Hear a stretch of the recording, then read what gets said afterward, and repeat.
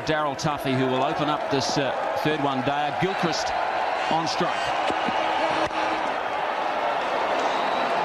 And Gilchrist on the move straight away. 4 to start this game. Tuffy has struggled against Australia in 6 ODIs. He goes for 6.5 and over, and already he's gone for 4 on the first ball. No ball as well. So not the start Tuffy wanted. And Gilchrist, not as aggressive as we'd seen normally play that stroke, but he comes into this match not getting any runs under his belt in the initial 2 one-dayers. He'll be a little nervous. And another no ball there from Tuffy, so straight away you just wonder whether he's just a little bit too tense. He's under the pump a little bit. The selectors will want to see more. The coach wants to see more.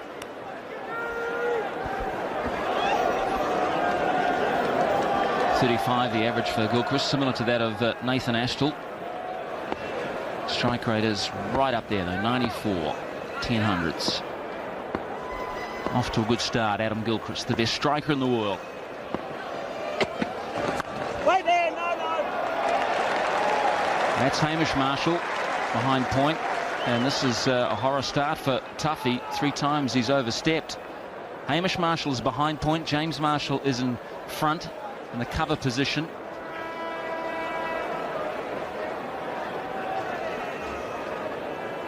Two slips and 3 on the offside, saving 1. So far Australia 7 for none, and you could say without a ball being bowled. Maybe this time. No ball again. Well, I've never seen 4 in a row to start a match.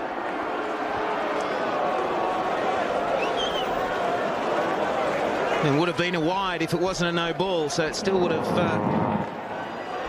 been an extra one for Tuffy. He's turning this first over into a long one. Now, if he's bowling legitimate deliveries from this point on, he's going to be bowling a 10-ball over to start with. Australia 8 runs, and that's a very good start for them, with only 1 scoring stroke. And another one. A little bit different. He doesn't overstep this time, but it's too far down the leg side. Maybe he was looking for another squeeze dismissal. This is how Gilchrist got out in Christchurch, the previous one-dayer. It's got a little bit of bat on it. There's no doubt, Slats, that when you bowl 4 no balls, that your mindset all of a sudden shifts from the other end of the pitch to where you're putting your foot, and therefore you're losing your focus on your accuracy. And another wide there. He's clearly worried about his front foot. This is, well, that's what you've got to do when you're the skipper. You've just got to hold things down, so Fleming is going to come down and have a chat.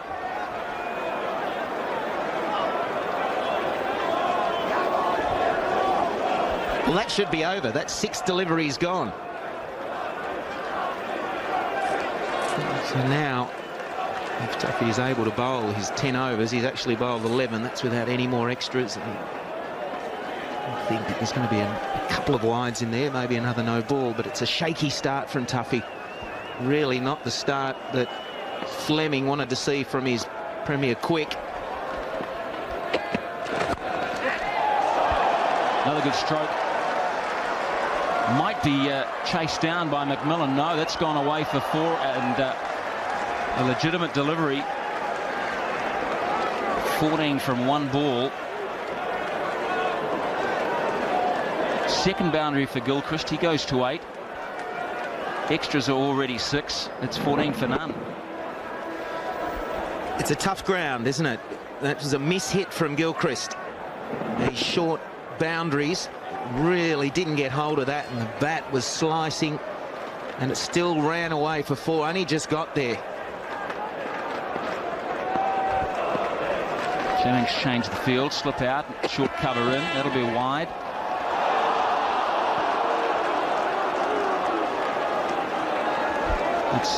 It's not a pleasant feeling, and everyone goes through it in their careers, where whether it be as a batsman, a bowler, a wicketkeeper, even in the field, just the mind starts to betray you.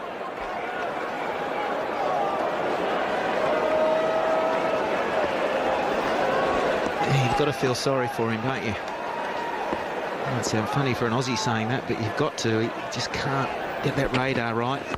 There we go. And a big cheer, as you'd expect. That's better. That'll give him a lot of confidence. Might stop Stephen Fleming chewing his fingernails there at first slip as well. Well, what you've got to do is you've got to say, right, that's my start. I've got to forget about everything else and now work on this next ball and the ball after. A little bit confusing if you've just tuned in. 2 balls, 15 for no loss. And if you have just tuned in, there's been a few wides and no balls. And another one. Dear oh dear. Well, Fleming's already once taken a bit of a stroll down and have a chat, try and settle his nerves, just give him the basics, and he's probably saying, look, just forget holding it down the seam, hold it across the seam so there's nothing through the air for you. And let's just get this over, done with. You just got to get through. It's a tough time for Tuffy, and you've got to feel sorry for him.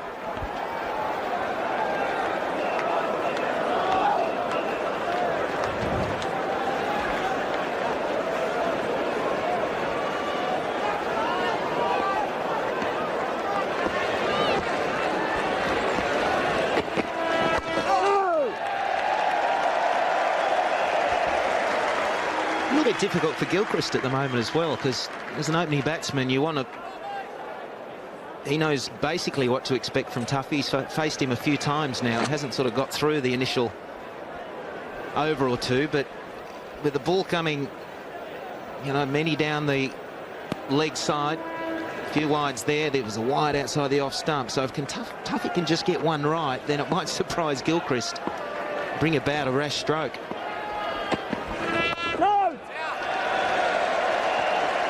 It'll be very difficult at times facing a bowler that's all over the shop.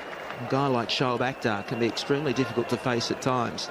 Different to Tuffy because he bowls probably 15k quicker, but he's at certain days he's all over the place, and then when he gets it right, you're not really expecting it to be on line and a good length.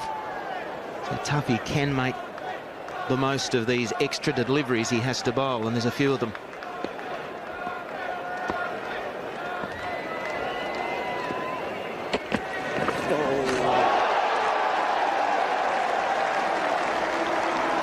Biggest chair of all, and it is deservedly so. Good delivery here, got the line and the length and a little bit of movement off the seam.